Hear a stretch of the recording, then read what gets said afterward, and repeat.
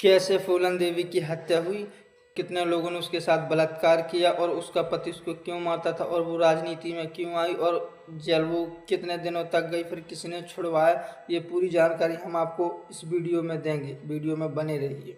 ये बात 1963 उत्तर प्रदेश के जौलान जिले के गोरह गांव की बात है।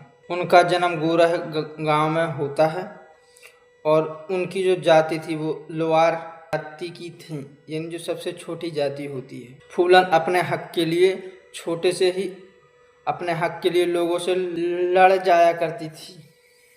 उसके चाचा फर्जी जमीन का कागज बनाकर उसकी जमीन को हड़प लिया था, यानी कब्जा कर लिया था जमीन पे उस। फिर बेचारी फूलन जाकर खेत पर अकेले ही बैठ जाती है। फिर उसके चाचा का बेटा मैयादीन वो आता है, खेत से हटाने की कोशिश करता है, लेकिन फूलन नहीं मानती है। तो गुस्से में आकर उसके चाचा के बेटे ने फूलन का ईंट से सर फोड़ दिया था। फिर यही बात फूलन ने जाकर घर वालों को बताई, तो घर वालों ने उसको ही उल्टा आरोप लगाया कि गलती तेरी ही थी। इसीलिए फूलन की 11 साल की उम्र में शादी कर दी जाती है, वो भी उस व्यक्ति के साथ जो फूलन की उम्र से 3 गुना बड़ा था। उसके पति का नाम पुतीलाल था। फूलन की जो शादी थी वो एक साइकिल, 100 रुपये और एक गाय के देने के बाद उसकी शादी हुई थी। शादी के बाद फूलन को खूब मारता पीटता, यानी हद से सीमा से बाहर उस बेचारी को 11 साल की बेटी को पत्नी को मारता और उसके साथ ज़बरदस्ती करने की कोशिश करता उसका पति पुतीलाल। आप ही सोचिए 11 साल की उम्र में बेटी क्या जाने, लोग क्या समझ पाते। उसकी ज़िंदगी को नर्क बनाकर रख दिया था पुतीलाल ने।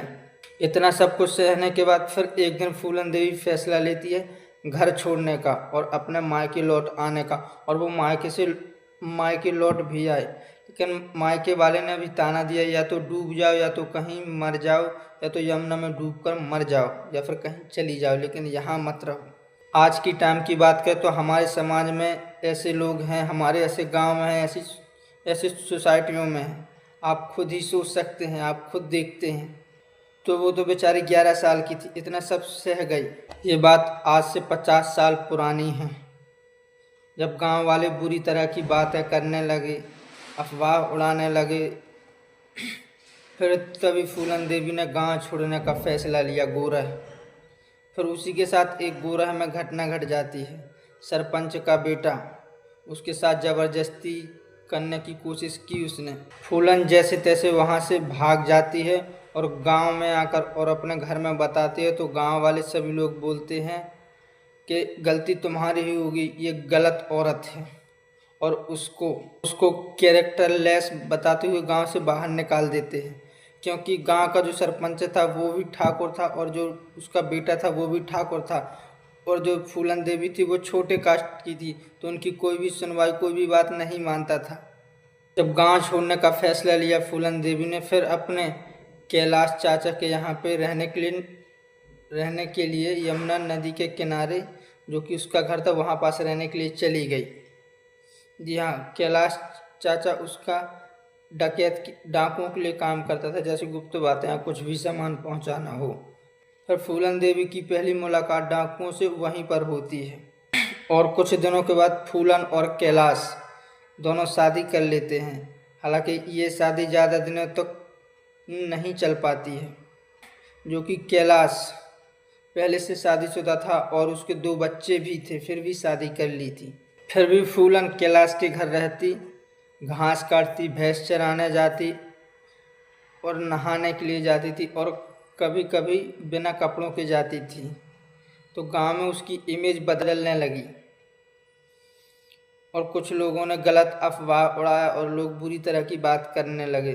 फिर तभी फूलन देवी ने कैलाश का घर छोड़ने का फैसला लिया और घर छोड़ भी दिया। फिर वो अपने गांव गोरह लौट आई। फूलन देवी की बदकिस्मती यहाँ से शुरू होती है। जी, यह साल 1979 था, जब फूलन की उम्र 16 साल की हो गई थी। जब फूलन अपने गांव गोरह आई तो फूलन को पुलिस ने गिरफ्तार कर लिया। ये बोल कर के तुमने सरपंच के यहाँ पे चोरी की है और तुम डाकुओं के साथ मिली हुई हो। जेल में फूलन के साथ और भी भयानक चीज़ होती है कि रक्षक कैसे भक्षक बन जाते हैं। यहाँ पुलिस वालों ने बहुत दिनों तक फिजिकल अब्यूज फूलन को किया और करते रहे, और कुछ की माने तो उसके पिता के सामने तक फिजिकल अब्यूज किया। आप सोचिए, एक पिता के सामने एक बेटी का फिजिकल अब्यूज कितनी बुरी बात है।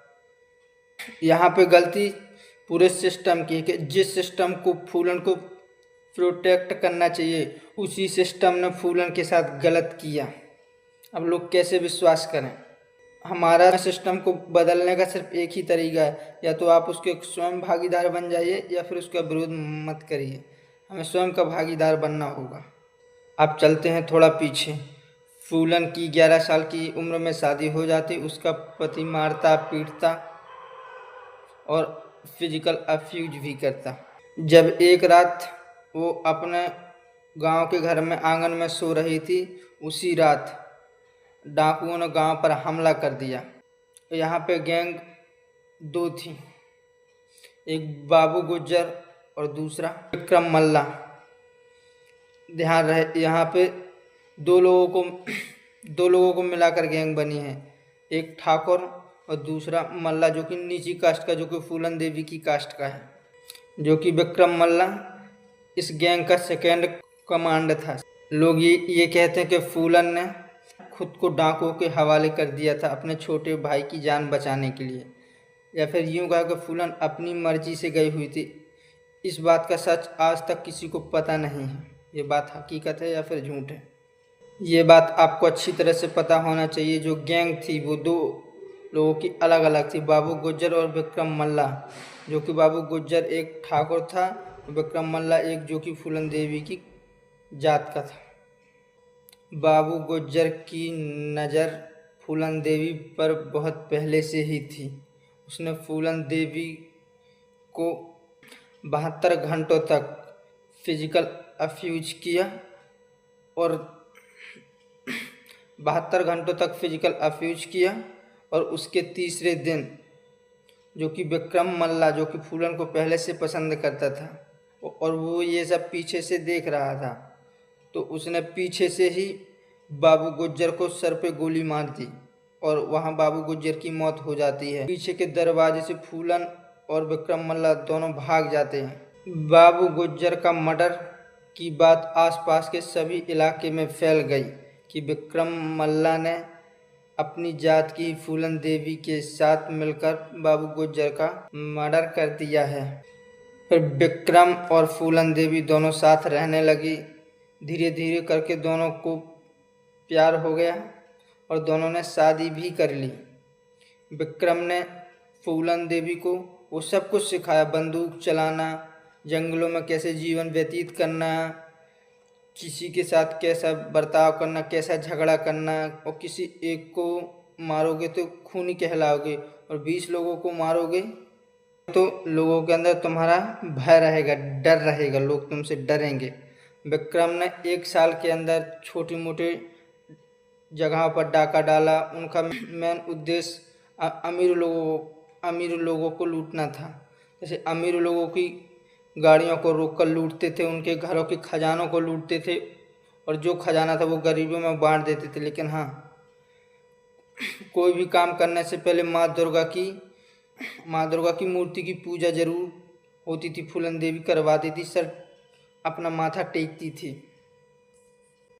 अब फूलन उसी गांव आ जाती है, अपने पति के गांव आ जाती है और अपने पति को खूब मारती पीटती है और जाते समय बोर्ड पर यह भी लिख कर जाती कि अगर किसी ने बाल विवाह करने की कोशिश की, छोटी बच्चियों का विवाह करने का कोशिश किया, तो फूलन देवी उसको जिंदा नहीं छोड़ेगी, घर से निकाल कर गोली मारेगी। इसके बाद जेल से श्री राम और लाला राम जेल से छूट जाते हैं, जो कि बाबू गुज्जर के जात के थे। इन दोनों ने फूलन देवी से बदला लेने की कोशिश की। आज दिन था विक्रम की मौत का 13 अगस्त 1980। फूलन और विक्रम अपने कैंप में जाकर सो रहे थे, तभी गोलियों की चलने की आवाज़ आती है। तो विक्रम उठकर देखता है, उसको लगता है कि पुलिस ने हमें चारों तरफ से घेर लिया है।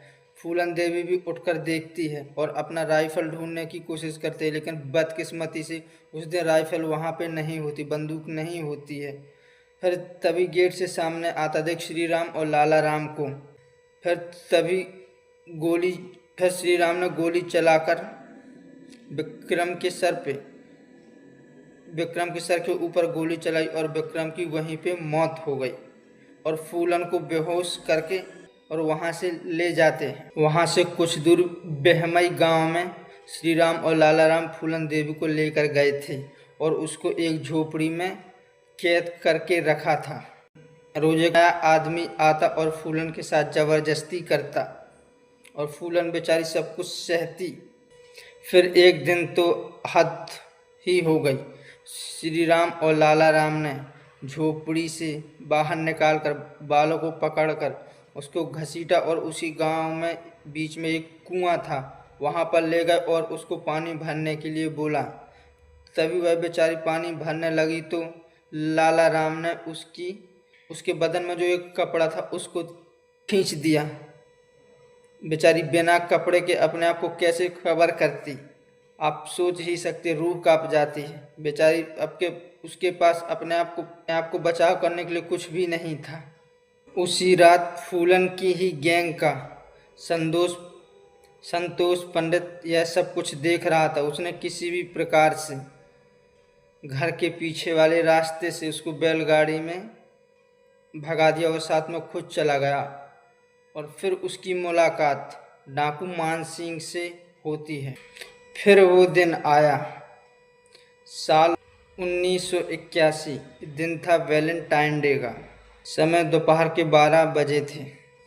उसी गांव में जहां उसके 3 हफ्ते तक अत्याचार हुआ था। फूलन देवी के 3 गैंग थी।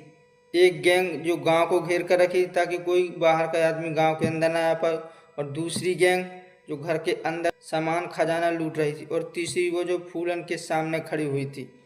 फूलन ने ये आदेश दिया कि घर के जितने सभी मर्द हैं, बच्चे और महिलाओं को छोड़कर सबको बाहर निकाल के लेकर आ।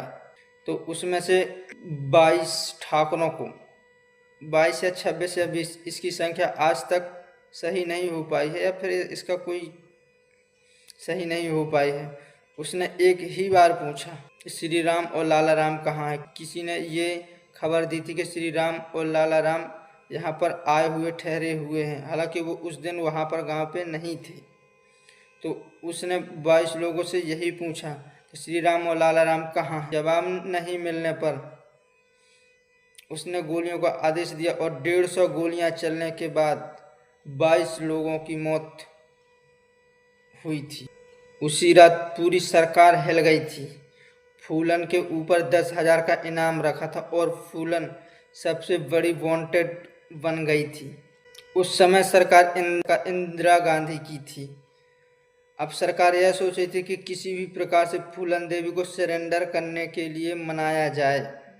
कैसे मनाया जाए, ये कोशिश में लगे हुए थे। जो कि फूलन के आदमी पहले से ही उत्तर प्रदेश और मध्य प्रदेश में घूमते और जो भी बात होते वो फूलन देवी को बताते थे।